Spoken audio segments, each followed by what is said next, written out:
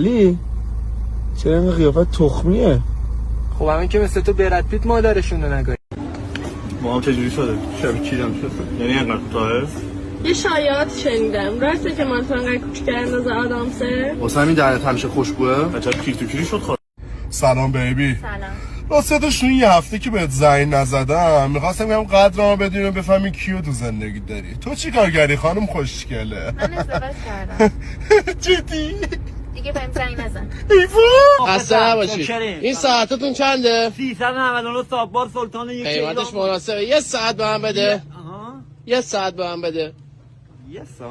آره به سلیقه خودت یه ساعت به من بده. رنگ مشکی قرمز آبی. یه ساعت یه ذره زیاد نیست. چرا اینجوری میکنی؟ چرا یهو عوض شدی؟ ببین من خب نمیتونم این همه حجم رو توی یه ساعت تحمل کنم.